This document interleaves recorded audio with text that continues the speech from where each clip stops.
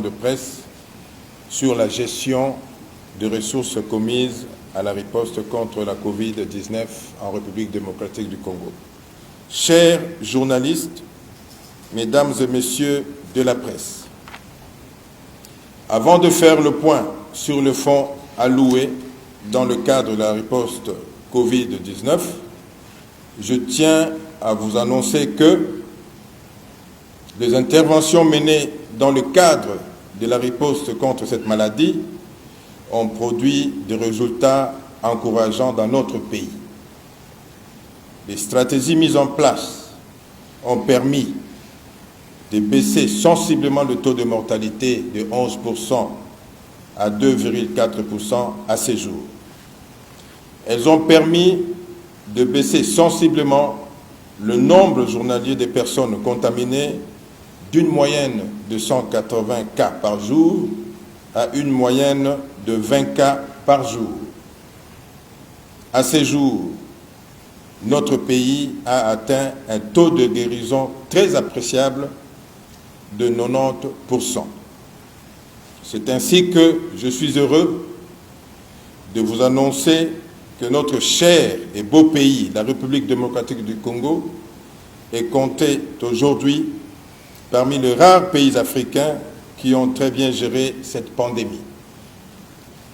Ces résultats positifs et encourageants sont obtenus dans un contexte de travail intensif sous pression, caractérisé par des attaques des personnes mal intentionnées contre les responsables du ministère de la Santé et du secrétariat technique de la lutte contre la Covid-19.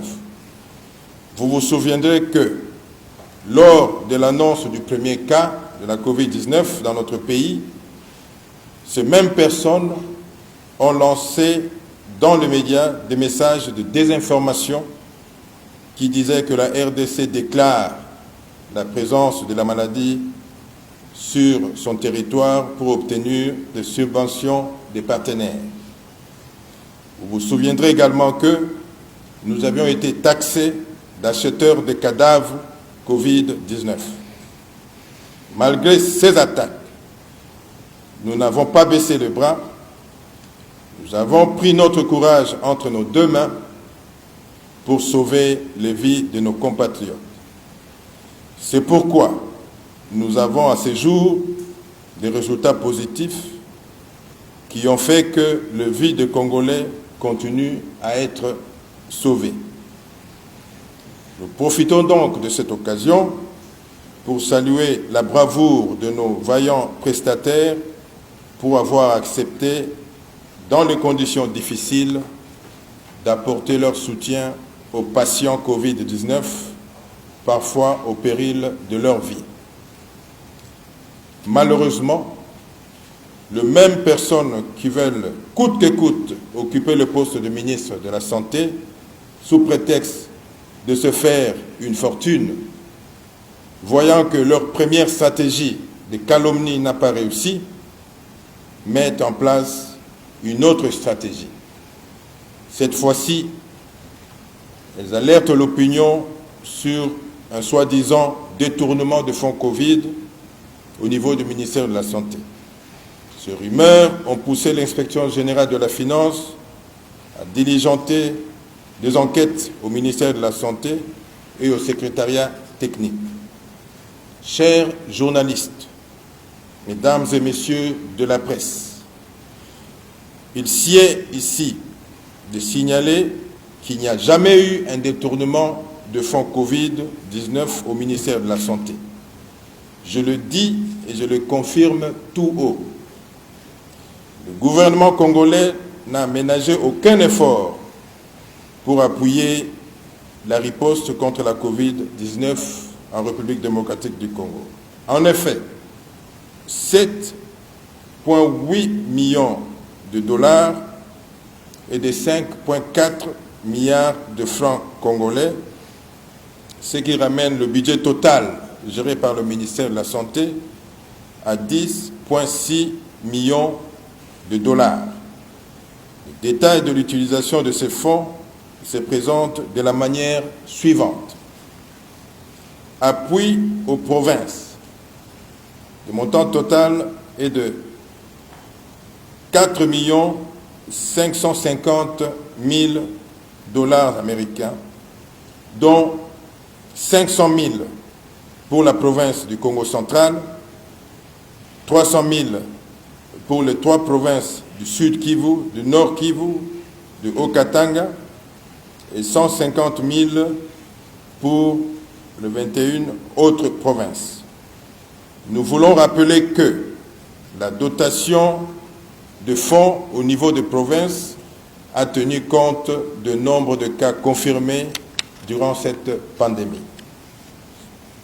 L'hôpital de Cinquantenaire a reçu 500 000 dollars.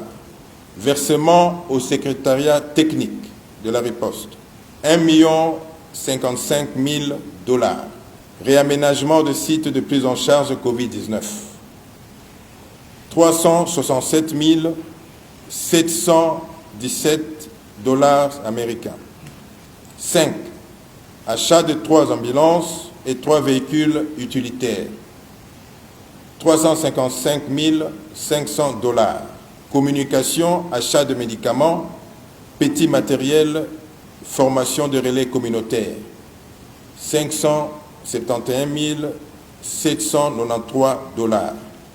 Chers journalistes, mesdames et messieurs de la presse, les fonds reçus par le ministère de la Santé ont fait l'objet d'un contrôle de l'inspection des finances du 15 juillet au 24 juillet 2020.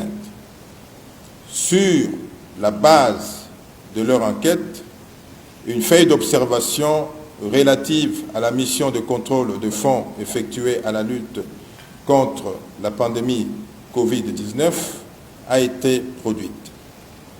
Nous avons partagé à l'équipe de l'IGF, donc à l'équipe de l'inspection de finances, des clarifications en rapport avec des observations formulées, puis nous avons tenu une séance contradictoire avec eux, laquelle séance a été coulée sous forme de procès verbal.